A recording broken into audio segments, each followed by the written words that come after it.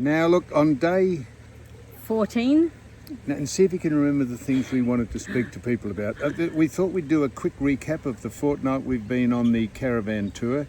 It's been fantastic. It has been. I'll tell you why it's been fantastic for a whole lot of reasons, but first of all, the people, the caravanning community are fantastic.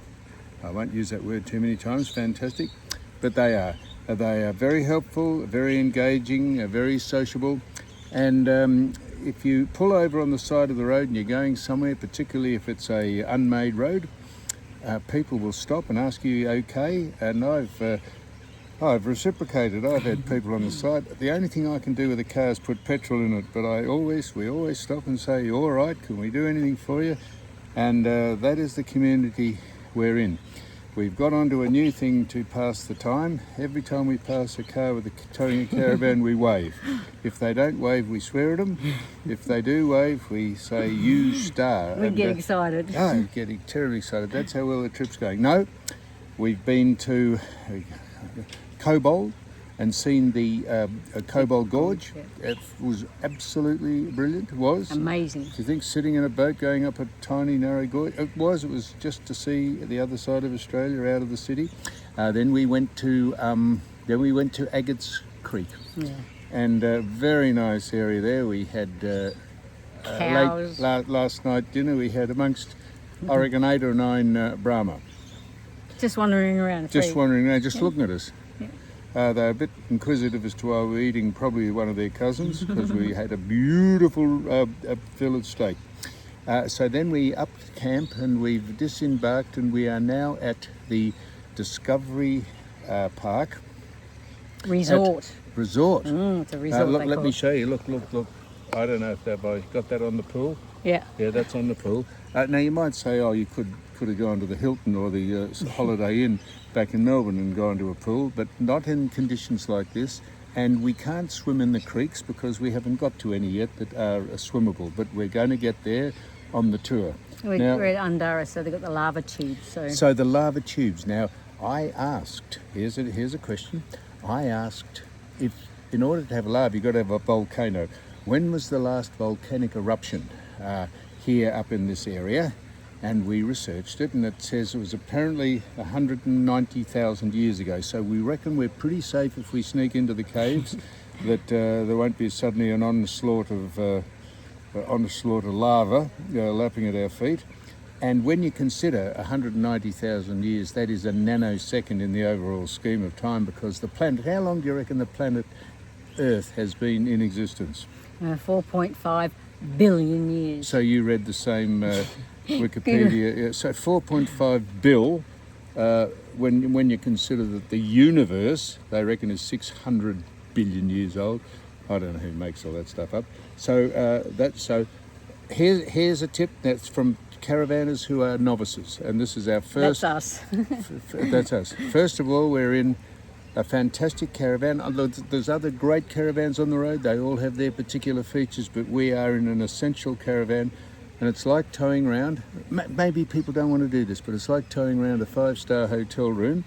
It's got every amenity. NCE have decked the caravan out with air conditioning and induction. What are they called? Induction ovens and microwaves. And we hadn't been able to get any of them to work because it was our fault. But they all work and they're all fantastic. And the thing that lifts the tow bar off the truck is extraordinary as well. So that's an essential caravan. We can't speak highly enough of it. These are the things to watch out for if you are a burgeoning novice caravaner. First of all, make sure that you keep an eye on how tall the trees are, how low the trees hang when you go anywhere, and how low the bridges are. You would need, at a minimum, I suppose, 4 metre clearance. That would get any clarity. No, not 3. 4.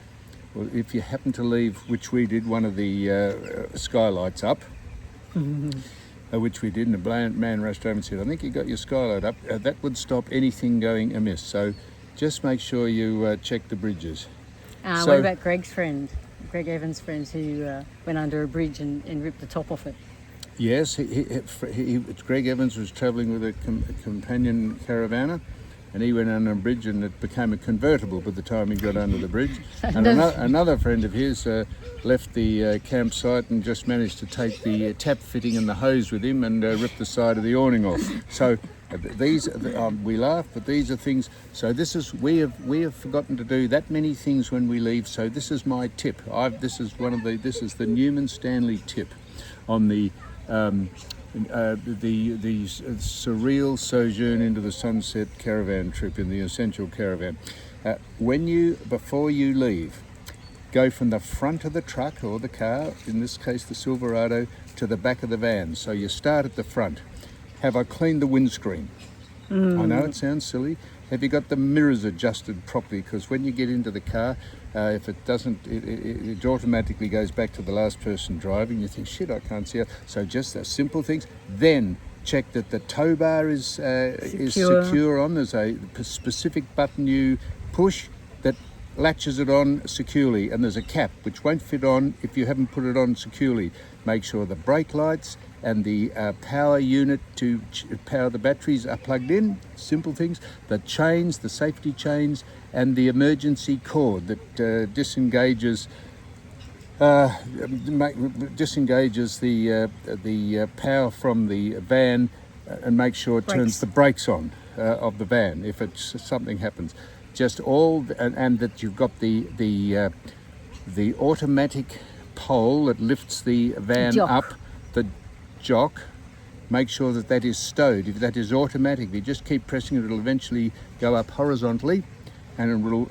You've got to remember to turn it off once you finish with it. Right. So we haven't even got to the caravan yet. We've just got to the front that's attached to the truck.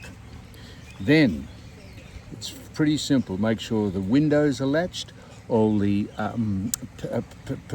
cupboards and the partitions are locked. Make sure the buttons are pushed in. Then check up above to see that the hatches are down. Make sure that of course, the ladder, we drove off, we didn't drive off, we were about to drive off with the ladder out and the door not shut. So just make sure you do that. Then that is pretty self-explanatory. Then when you get to the back, you make sure you've turned the gas off, because the gas powers the heater. What's the gas power? The hot water. Hot water. And make sure you got enough diesel fuel in the little petrol tank, diesel tank, that supplies the heat to the van. Other than that, you could go around and cupboards. You got to lock the cupboards and make sure that we hadn't got inside yet. No, the outside. All the outside cupboards, because there's so many latches. I said make sure you latch them. I did say that. I thought you meant the inside.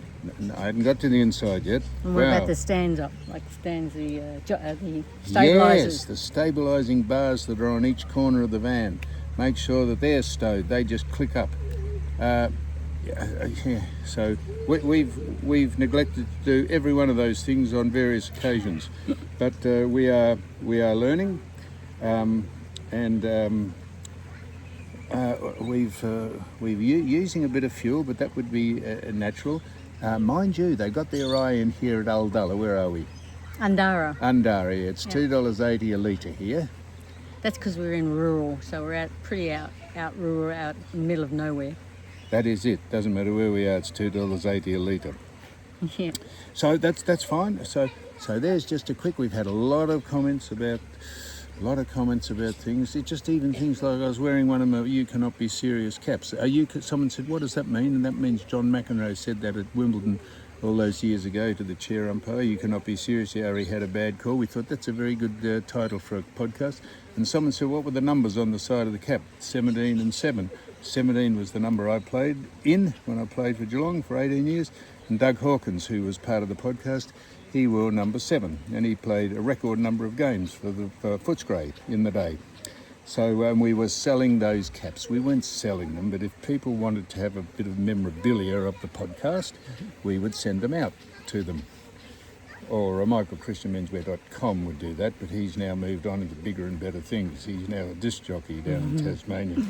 Now, other than that, the community, and we've never met so many people who are on the road in caravans, who've sold their businesses, have retired, and just actually drive round for the rest of their life in a caravan They can drive home when they want to. They've got a car. They've got somewhere to sleep. They don't have to book a hotel room anywhere. They just keep on the road. They're the Grey Army on the march. 18 months, 2 years, we've met people on the road. Yeah, and so if we can just keep electric cars from not taking over in the near future, once electric cars become mandatory, that's the end of the caravanning industry. Absolutely, it'll die overnight. So of course, fossil fuels are the only way to go because they're now very fuel efficient and very emission conscious. So electric cars you just stroke yourself by them and then you think you're doing something. Each one to their own. Yeah, that's right. So that was it. Was there anything else? When you say Oh, we've had so many people look at us who just either found the channel, but some people are looking at from Switzerland. I think someone said they're in Bali looking at our journey and loving it. So Yes. thanks for everyone for watching it because it doesn't matter where in the world. You mightn't think it's very exciting because we don't take you to rapids or bungee jumps or you're not out spearfishing crocodiles in the river. But this is Just living life people just in a love van. to be out there in the life, just laying back, kicking back, doing whatever you like. That's what we're doing, and we are absolutely loving it. Such a different thing from a boat, no better than a boat, but it's just a great community. I can't tell you the number of people who are on the road in caravans, and this is probably the biggest industry, the biggest leisure industry, I'm saying this by far, the biggest leisure industry in Australia, and run by our great friend Daniel from the caravan. Daniel. That's a Victorian one. So they have sections in Queensland. No, that's right. Yeah, he's a Daniel is the Victorian only Daniel. person we know. That's why we're on the trip. And the Essential Man, Jamie Johnson, and the NCE man. That's giving us the creature comforts now. But our van's going to be nearly ready soon. Yes, wait till we just take you through that. The Newman layout or the Stanley layout or the Stanman or the New Lee layout, that's what it's called. Now we're buttoning off now because I'm going to get in the pool. It is so hot, but I don't want to make you feel envious. And one thing just to finish on, Good. apologise for any of Sam's footage which he's been doing that's been a bit out of focus. And we do apologise for that. Obviously having some No, issues. we fucking don't. Why would I press play? Yeah, when we were down at the end. I'm the crocodiles, the Johnson crocodiles. Why would that? I press the I button. think Dave cracked it. He cracked it and said, "Oh, I can't look at this." So apologies, Dave, but Did someone crack it? yeah, Did he? yeah, you're out of focus. But he was happy for you to have a go at him. Dave. Dave, you cocksmack. I press the button, and at least I say on camera, why is that out of focus, Sue? At least we recognise it's out of focus. Yeah. Good on you, Dave. No, we like all those cards and letters coming in, as Dean Martin used to And say. everyone who's commenting, thank you so much. We do, read them. We do. We read them all, and we're very happy to give us a belting if you wish, like Dave did. Dave, settle down, son. No, that's made us more determined not to get things out of focus. There you And go. if there's anything you'd like us to tell you about or show you, let us know. We're just under your advice. And people are wanting to know where we're going on this trip. We're going up to Cooktown, then going back to Melbourne. Then we actually go left to South Australia in the 1st of October, up the middle to Northern Territory, Darwin, across to Perth, down and around. So we'll be doing that trip second. So a little bit longer to go. We've still got 6 weeks to go to get back to Melbourne, and then head left to South Australia, up the middle, around to the left, and then home. Yay! Righto, Dave, stick with us and everyone else. Love you.